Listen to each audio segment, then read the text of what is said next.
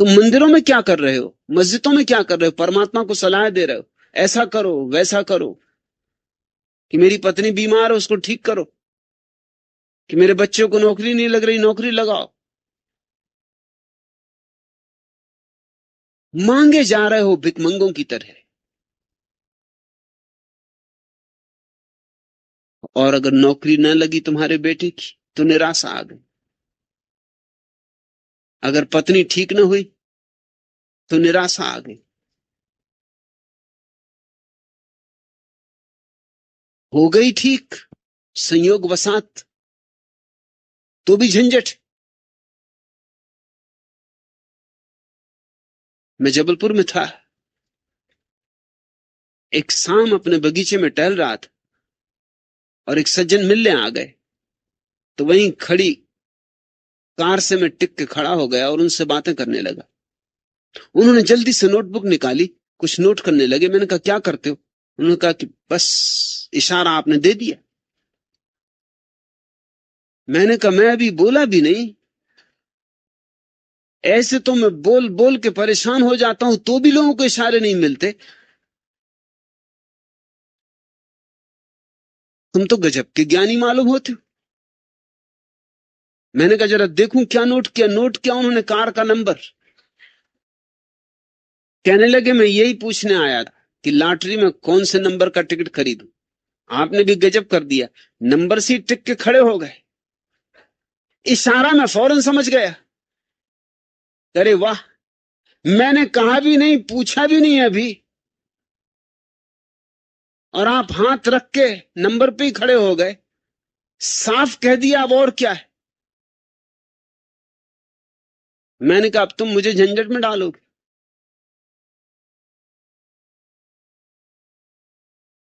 अगर ये नंबर ना निकला तब तो कुछ हर्जा नहीं, मेरा तुमसे छुटकारा हुआ। तुम कहीं और नंबर तलाशोगे। मगर संयोग वसात भूल चूक से अगर ये नंबर कहीं लग गया तो तुम मेरी गर्दन से बंधे।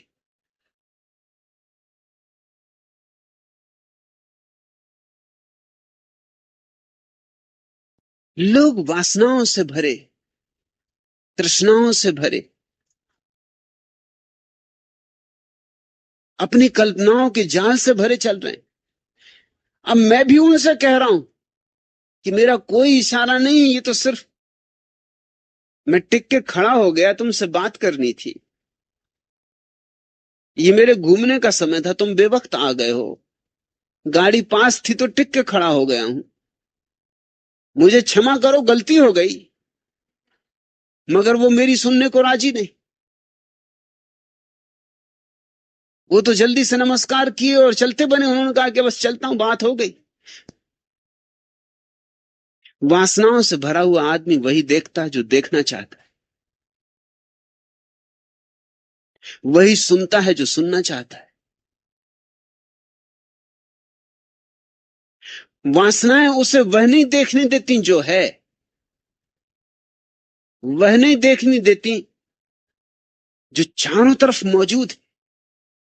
वासनाएं उसे छोटा सा जगत देखने देती, और वो जगत भी उसका अपना निर्मित होता है।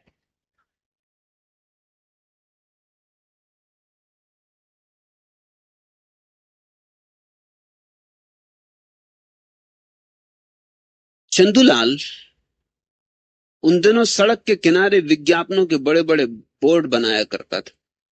एक दिन वह ऊपर की सीढ़ी पर से नीचे आ गिरा तो उसे बहुत चोट आ गई।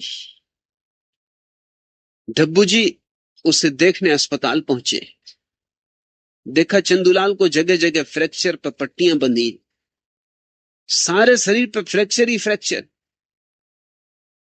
कुछ दिखाई नहीं पड़ता, बस आंखें दिखाई पड़ती और मुंह दिखाई पड़ता है। डब्बू जी को बहुत दुख हुआ और कहा कि बहुत दुखी हूं।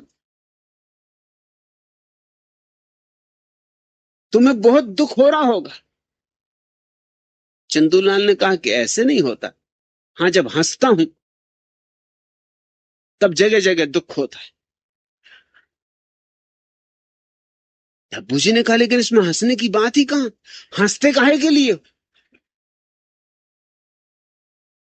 तो चंदूलाल ने कहा, हंसने का कारण यह है कि अब कुछ न पूछो, न पूछो तो अच्छा। अरे मैं जिस जगह काम कर रहा था उसके सामने वाले मकान की खिड़की में एक नवयुवती अपनी ड्रेस बदल रही थी। वह अपना आखिरी कपड़ा उतारने ही जा रही थी कि सीढ़ी टूट गई और मैं नीचे आ गिरा और यह हालत हुई। डब्बू जी ने आश्चर्य से पूछा कि लेकिन सीढ़ी टूटी कैसे? क्या तुम्हारे वजन से सीढ़ी टूटी? चंदूलाल बोले, अरे साली, मेरे वजन से कहां, वह तो वे 25 आदमी और जो चढ़े हुए थे उनके वजन के कारण टूटी। कोई मैं अकेला थोड़ा सीढ़ी पे था, पूरा गांव ही चढ़ा हुआ था। सीढ़ी भी कब तक ठहरती? और इसलिए कभी कभी रह रह के उनको हंसी आ जाती। तो वाह रे वाह।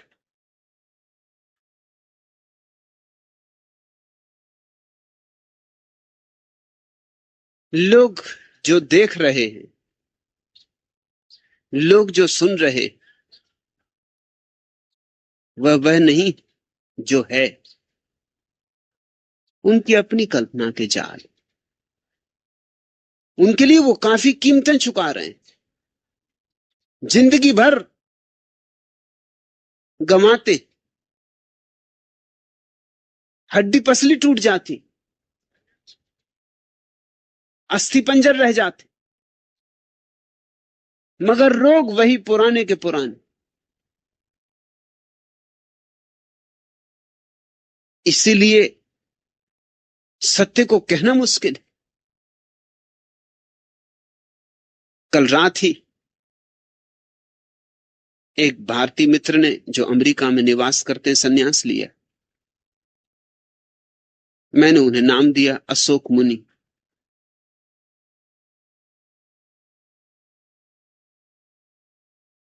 उनसे मैंने कहा, अशोक शब्द बुद्ध का शब्द। बुद्ध के पहले ज्ञानी अशोक की बात नहीं करते थे, आनंद की बात करते थे। आनंद का अर्थ होता है विधायक, और अशोक का अर्थ होता है दुख नहीं, नकारात्मक। बुद्ध को मजबूरी में अशोक की बात करनी पड़ी कि लोग ये सुन के कि परमात्मा सच्चिदानंद है, उसके प्रति ही वासना करने लगे। आनंद है तो पाके रहेंगे। आनंद शब्द उनके भीतर गुदगुदी उठाने लगा। आनंद शब्द उनकी लार टपकाने लगा। आनंद शब्द पे उनका लोभ लगने लगा, वासना जगने लगी। आनंद है तो पाके रहेंगे। आनंद से उन्होंने समझा कि महासुख, अनंत सुख, सुख ही सुख, जिसमें दुख बिल्कुल नहीं बचा, ऐसा। तो फिर दौड़ पड़े लोग। मगर आनंद की शर्त ही यही कि जब तक वासना है तब तक उपलब्ध नहीं होता। परमात्मा ने भी खूब उल्टी शर्तें लगा रखी कि जब तक दौड़ोगे, जब तक वासना करोगे, तब तक आनंद उपलब्ध नहीं होगा। अब लगी फांसी। और आनंद चाहिए, मगर चाहिए तो मिलेगा नहीं। आनंद मिलता है उनको जिन्हें कुछ भी नहीं चाहिए, जो कहते चाय ही गई, जिनके भीतर चाह का तूफान अंधड़ नहीं रह जाता, उनको आनंद मिलता है। लोग सोचते हैं परमात्मा तक को धोखा दे देंगे। वो कहते चलो यही सही, चलो चाह ही छोड़ देंगे। अगर चाह छोड़ने से ही आनंद मिलता हो तो हम इसके लिए भी राजी। मगर भीतर उनके भाव अब भी वही, मिलना चाहिए आनंद। चाह छोड़ने तक को राजी। मुझसे लोग पूछते हैं तब पक्का है कि मिलेगा? हम चाह भी छोड़ देंगे। मगर कहां चाह छोड़ रहे हो तुम तो चाह को पक्का किए ले रहे हो। पक्का है मिलेगा, चलो ये भी करेंगे। अगर चाह छोड़नी तो ये शर्त भी पूरी कर देंगे। मगर ऐसा आदमी बीच बीच में आंख खोल कर देखता रहेगा, अभी तक मिला नहीं। चाह की चाह गई और आनंद का कुछ पता नहीं। अब कितनी देर और लगेगी? मगर ये बीच बीच में आंख खोल कर देखना ही बता देगा कि अभी चाह उतनी की उतनी मौजूद है जितनी पहले थी, छिप के मौजूद है। बुद्ध के पहले उपनिषदों ने परमात्मा की सीधी विधायक व्याख्या की थी, सच्चिदानंद, वह परम आनंद है।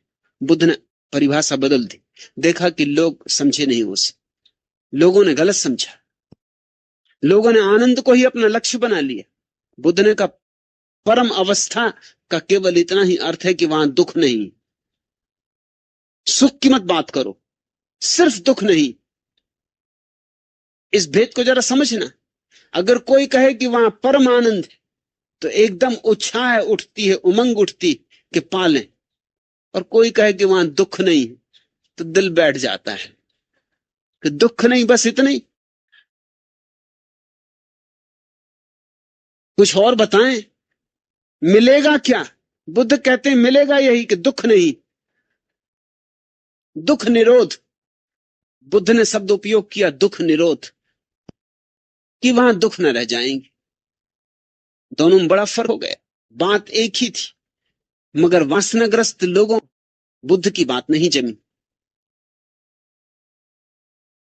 आज भी वे उपनिषद दोहराए जा रहे हैं और बुद्ध को तो कब का भुला चुके। भारत से तो बुद्ध की जड़ें उखाड़ के फेंक दी। हालांकि बुद्ध ने जो किया था वो महत्कारी था, बहुत अद्भुतकारी था। बुद्ध ने चेष्टा की थी कि तुम्हारे भीतर वासना को बिल्कुल ही काट दिया जाए ताकि तुम्हें आनंद मिल जाए, मगर तुम चूक गए। तुम बुद्ध से चूके, तुम बुद्धों से चूकते रहे हो, क्योंकि तुम्हारी भाषा का जाल बुद्ध ने तोड़ने की कोशिश की। बुद्ध ने नई भाषा रची। बुद्ध ने कहा वह परम अवस्था, उसका नाम मोक्ष नहीं, उसका नाम निर्वाण। क्यों मोक्ष क्यों नहीं? क्योंकि मोक्ष का अर्थ होता है मैं रहूंगा वहां, मुक्त होकर रहूंगा। लेकिन मैं रहूंगा और मुक्त होकर रहूंगा। लेकिन जब तक मैं है तब तक कहां मुक्ति? मुक्ति तो तभी है जब मैं गया। मैं से मुक्ति ही मोक्ष है, ये परिभाषा है मोक्ष की। और सुनने वालों ने कहा कि ये तो बड़ी अच्छी बात है, मोक्ष, कोई झंझट नहीं, कोई बंधन नहीं, पत्नी बच्चे संसार, कोई उपद्रव नहीं, बैठे हैं सिद्ध शिला पर, भोग रहे आनंद ही आनंद, एकदम वर्षा हो रही अमृत की, झड़ी लगी, मगर मैं हूं। अगर मैं हूं तो मोक्ष नहीं। लेकिन मोक्ष शब्द में मैं बच जाता है। मोक्ष से ऐसा भाव लगता है कि मैं तो रहूंगा, मुक्त होकर रहूंगा। बुद्ध ने कहा कि नहीं, तुम नहीं रहोगे, इसलिए निर्वाण शब्द चुना। निर्वाण का अर्थ होता है दिए का बुझ जाना। तुम तो ऐसे बुझ जाओगे जैसे दिया बुझ जाता, तुम तो रहोगे ही नहीं। अब ये बात कुछ वासना जगाएगी। लोग बुद्ध से पूछे हैं बहुत बार कि आपकी बातें बड़ी अजीब है, अगर हम रहेंगे ही नहीं तो किस लिए हम ध्यान करें और किस लिए हम साधना करें? मिटने के लिए? आदमी होने के लिए कुछ करना चाहता है, मिटने के लिए नहीं। ये तो आप अजीब शिक्षा दे रहे हैं कि शून्य हो जाओगे। अरे शून्य हमें होना ही नहीं, हमें पूर्ण होना है। उपनिषद ठीक कहते हैं, लोगों ने कहा वह पूर्ण है, उस पूर्ण से पूर्ण ही पैदा होता है। उस पूर्ण से पूर्ण को निकाल लें तो भी पीछे पूर्ण ही शेष रहता है। उस पूर्ण में पूर्ण को जोड़ दें तो भी पूर्ण पूर्ण ही रहता है। ये बात जचती। पूर्ण में कुछ आकर्षण मालूम होता है। पूर्णता अहंकार को और सजावट दे देती, श्रृंगार दे देती। बुद्ध कहते हैं शून्यता, निर्वाण। उपनिषद कहते हैं आनंद, बुद्ध कहते हैं दुख निरोध। उपनिषद कहते हैं फूल ही फूल खिल जाएंगे, बुद्ध कहते कांटे नहीं होंगे। मगर कांटे नहीं होंगे ये बात किसको राजी करेगी तप करने के लिए, योग करने के लिए? अगर तुम योग कर रहे हो, उपवास कर रहे हो, सिर के बल खड़े हो, महीनों का उपवास कर रहे हो, कोई पूछे किस लिए, तुम कहोगे कि वहां दुख निरोध, कि वहां दुख नहीं होगा। और इतना दुख यहां पा रहे नाहक, और कुल परिणाम इतना होने वाला दुख निरोध, नकारात्मक। लेकिन जहां दुख नहीं है वही आनंद का आविर्भाव है। बुद्ध उसको कहते नहीं, उसको कहते से भूल हो जाती, क्योंकि तुम वही समझ सकते हो जो तुम समझ सकते हो।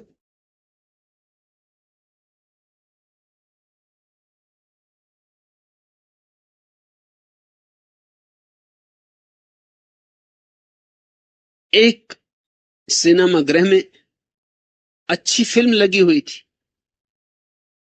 चंदूलाल ने अपनी प्रेसी से कहा कि पीछे की सीट के टिकट ले लेते। प्रेसी बोली और अगर पीछे की सीट के टिकट न मिले तो चंदूलाल बोला तो क्या, फिर पिक्चर ही देखेंगे। लोगों की अपनी भाषाएं, लोगों के अपने हिसाब। लोग बड़े बचकाने। छोटा बच्चा अपनी बूढ़ी दादी से पूछता है, दादी मां क्या आप टें बोल सकती? दादी ने कहा, बेटे क्यों नहीं बोल सकती? बच्चा बोला, अच्छा तो बोलिए, क्योंकि मां कह रही थी कि जब ये बुढ़िया टें बोलेगी तो बहुत सारा पैसा मिलेगा।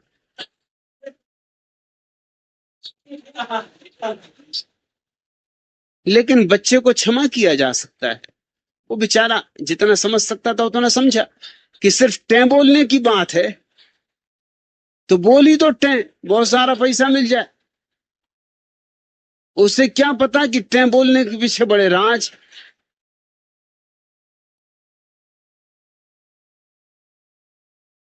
लेकिन बड़े बड़ों की भी गति यही है, न तो तुमसे जो कहा जाता है वह तुम समझते हो, न तुम जो देखते हो वह तुम समझते हो। जब तक मन है तब तक तुम सब कुछ विकृत कर लोगे। मन से मुक्त होकर सत्य दिखाई पड़ना शुरू होता, तब ये संसार अद्भुत है। तब ये संसार माया नहीं, माया इसे तुम्हारे मन ने बनाया है। माया का जाल तुम्हारे मन ने इस पे फैलाया है। भर्तहरि घर द्वार छोड़कर जंगल चले गए। जंगल में ध्यान करने बैठे। सम्राट थे, बहुत धन दौलत थी, सब छोड़ आए थे। सुबह सुबह अंधेरे में ध्यान कर रहे हैं, तभी सूरज की पहली पहली किरणें उतरनी शुरू हुई। प्रभात हुई, आंख खुली, ध्यान से देखा सामने ही पगडंडी पर एक बड़ा हीरा पड़ा है, सुबह की रोशनी में चमकता हुआ। इससे बड़े बड़े हीरे छोड़कर आए थे। आदमी का मन देखते हो। लेकिन एक क्षण को लालसा जग गई कि उठा लूं। चौंक गए, संभल गए, नहीं उठाया। मगर एक क्षण को वासना ने घेर लिया। एक क्षण को मन वापस लौट आया। भूल ही गए कि मैं सब छोड़ आया, इससे बड़े बड़े हीरे छोड़ आया हूं। इस हीरे की क्या औकात, क्या बिसात। मेरे पास खजाने थे जिनमें हीरे ही हीरे भरे थे। इनको छोड़ के आया हूं और इस हीरे को, रास्ते पे पड़े हुए हीरे को उठाने की इच्छा उठ रही। इसलिए घर छोड़कर आया हूं, महल छोड़कर आया हूं। मगर एक क्षण को वासना पकड़ ली। वासना इतनी तीव्रता से पकड़ती है, इतनी गतिमान है। कहते हैं प्रकाश की गति बहुत तेज होगी, मगर वासना के मुकाबले नहीं।